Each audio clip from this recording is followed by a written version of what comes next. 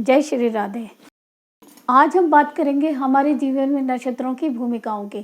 तो 12 राशि और 27 नक्षत्र, इसके बारे में तो आप सभी ने सुना होगा, नाम से भी परिचित होंगे। परंतु नक्षत्रों की हमारे जीवन में क्या भूमिका होती है, यह ज़्यादातर लोगों को नहीं पता। तो आज का विषय मेरा यही है कि हम नक्षत्रों की हमारे जीवन में क्या अहमियत है, नक्षत्रों की हमें कहाँ कहाँ ज़रूरत पड़ती है। तो इसके लिए आइए देखते हैं कहाँ कहाँ हमें नक्षत्रों की ज़रूरत पड़ती है, भूमिका क्या है उनकी। तो पहला जो सबसे ज़रूरी काम नक्षत्रों का आता है, जातक के जन्म के साथ उसके नाम का निर्धारण। ये नाम का निर्धारण नक्षत्र ही कर पाएगा। नाम में जो भी मात्रा लगेगी, जो भी अक्षर हम प्रयोग करेंगे, उसका निर्धारण नक्षत्र करेगा। दूसरी बात आती है महादशा। महादशा क्या मिली जातक को जन्म के समय, तो उसका निर्धारण भी हमारा जन्म नक्षत्र ही कर पाता है। तीसरी भूमिका आती है नक्षत्र हमें क्या बताएगा। नक्षत्र जातक का स्वभाव, रंग, रूप, कद, काठी, यहाँ तक कि उसके आने वाले भविष्य में आने वाली परेशानियों या रोगों आदि के विषय में भी सूक्ष्म विश्लेषण कर सकता है।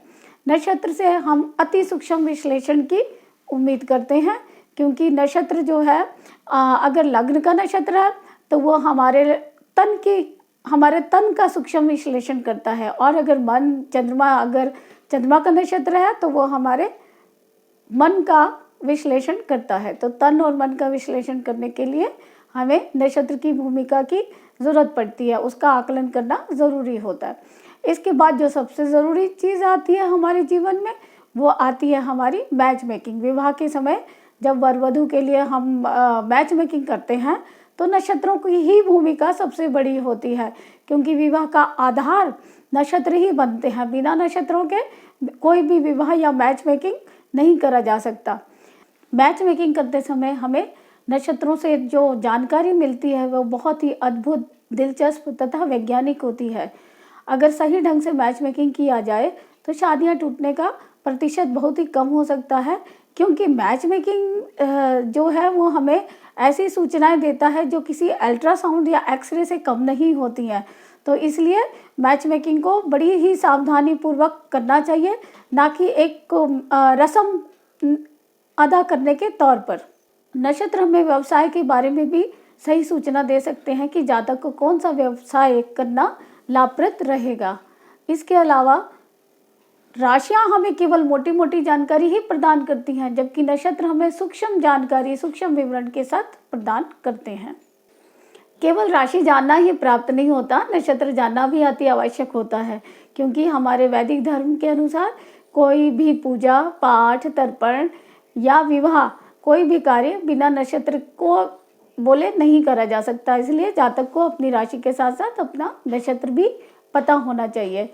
तो नक्षत्र जो है जहाँ तक हमें हमारा व्यक्तित्व बताता है, उसके साथ ही हमारे 27 नक्षत्रों में से हर एक नक्षत्र का अपना अलग अलग नाम अक्षर होता है। और जब जातक का जन्म होता है तो चंद्रमा जिस नक्षत्र में होता है उसके अनुसार उसे नाम की प्राप्ति होती है।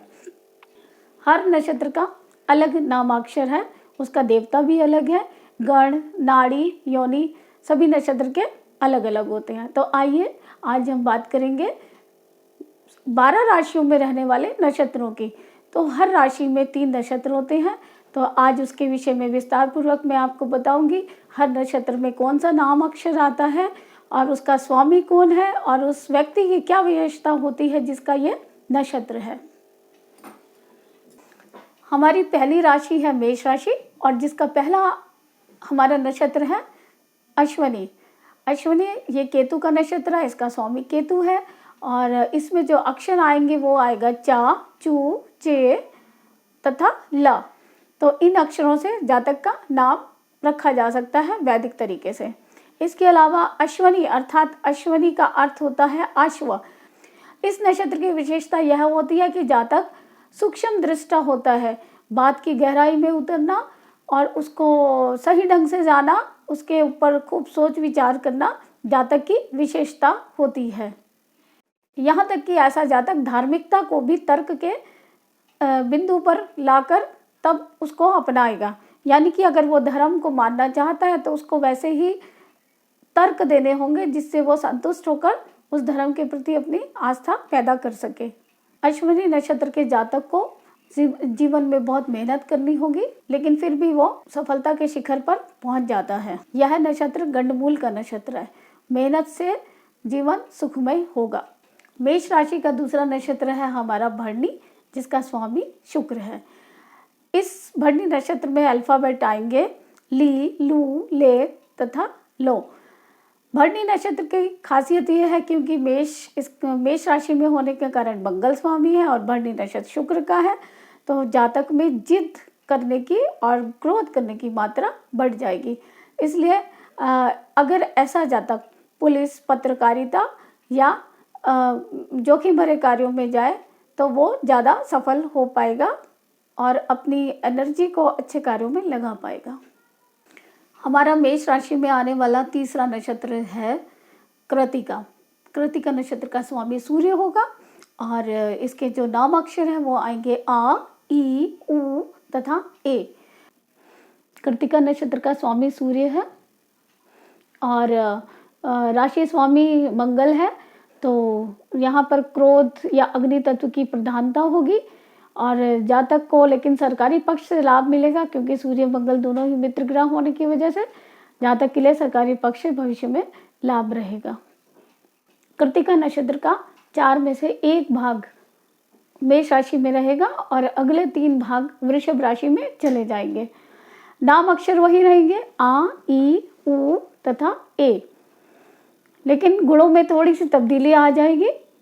ऐसे जातक अपने धुन के पक्के होंगे तथा अपने लक्ष्य को समर्पित होंगे। अब हम अगली राशि लेते हैं। वृषभ राशि का दूसरा महत्वपूर्ण नक्षत्र है रोहिणी। रोहिणी के नाम से सभी वाकिफ होंगे क्योंकि भगवान कृष्ण का जन्म इसी रोहिणी नक्षत्र में हुआ था, इसलिए ये नक्षत्र तो सभी को याद रहता है।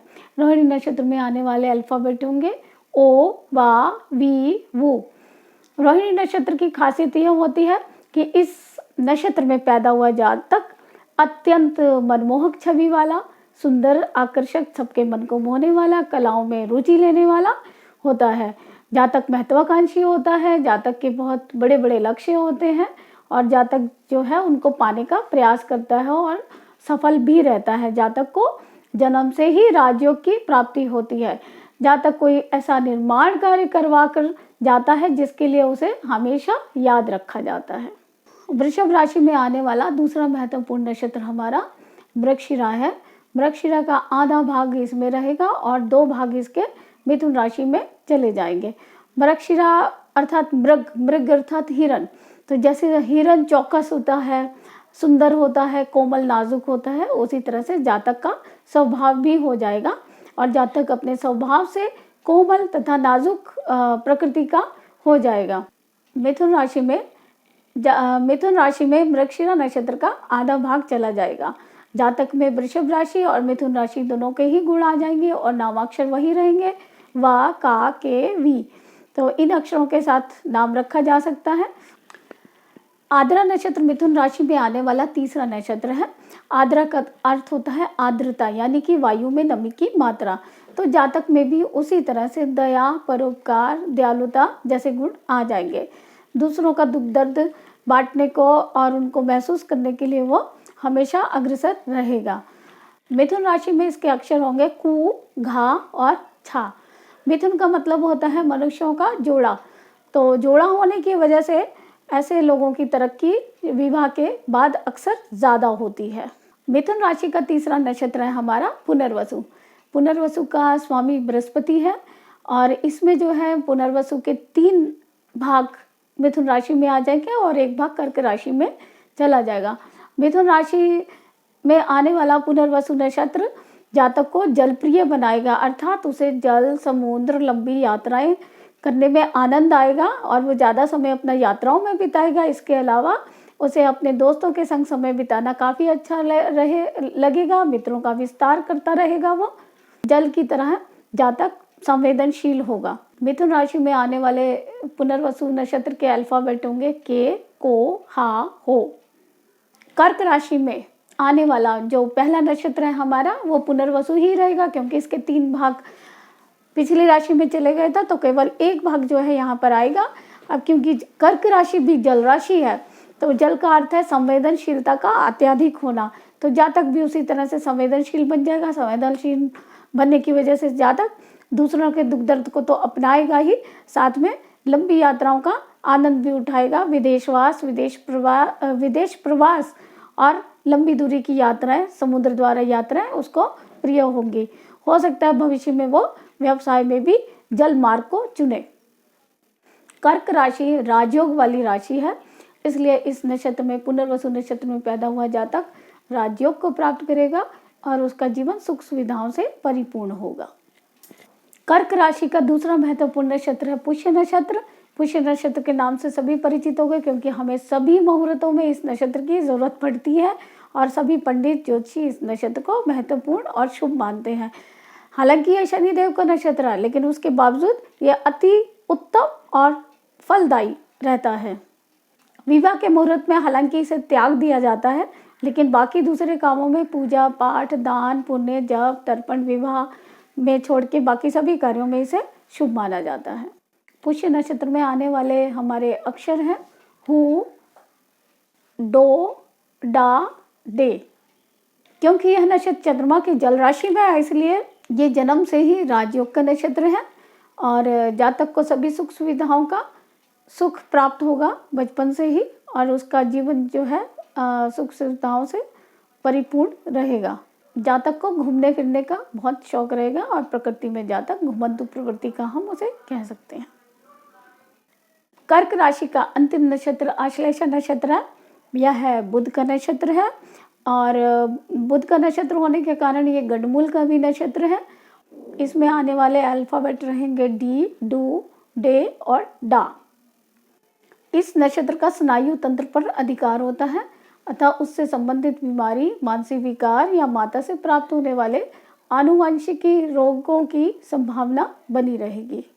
जातक संतोषी स्वभाव का होगा, महत्वाकांक्षी बिल्कुल नहीं होगा, हर स्थिति से समझौता करने के लिए तैयार होगा। महत्वाकांक्षा अपने अपने संदर्भ में किसी के लिए गुण हो सकता है, किसी के लिए अवगुण भी हो सकता है। महत्वाकांक्षी, अगर आप महत्वाकांक्षी हैं तो आप जीवन में आगे बढ़ने की सोचेंगे, आपका जीवन उद्देश्यपूर्ण होगा और कर्मठ होगा। लेकिन अगर आप महत्वाकांक्षी नहीं हैं तो भी आप रोग रहित, भय रहित और संतोषी होंगे और आपकी ज़िंदगी तब भी मज़े में चलेगी। अब हम इस वीडियो को यहीं समाप्त करते हैं। अपने अगले वीडियो में मैं आपको अगली राशियों तथा उनके नक्षत्रों के बारे में विस्तृत रूप से जानकारी दूंगी।